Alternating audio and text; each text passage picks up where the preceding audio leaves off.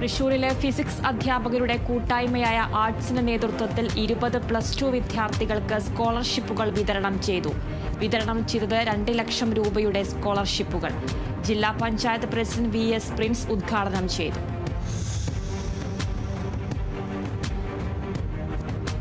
തൃശൂർ കാരമുക്കിൽ ആലുവ സർവമത സമ്മേളനത്തിന്റെ 100ാം വാർഷികം ആഘോഷിച്ചു.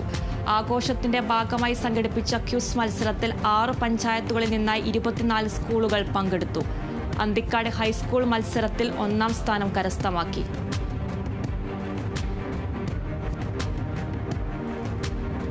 തൃശൂർ ചാലക്കുടി ദേശീയപാത നിർമ്മാണത്തിൽ NH അധികൃതരുടെ അവഗണനയ്ക്കെതിരെ ഉപവാസ സമരം നടത്തി. സമരം ബെന്നി ബെഹന്നാൻ MP ഉദ്ഘാടനം ചെയ്തു.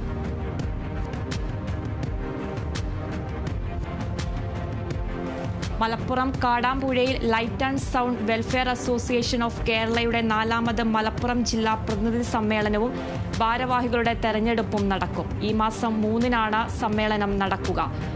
17 മേഖലാ കമ്മിറ്റികളിൽ നിന്നായി 200 പ്രതിനിധികൾ സമ്മേളനത്തിൽ പങ്കെടുക്കുമെന്ന് ഭാരവാഹികൾ അറിയിച്ചു.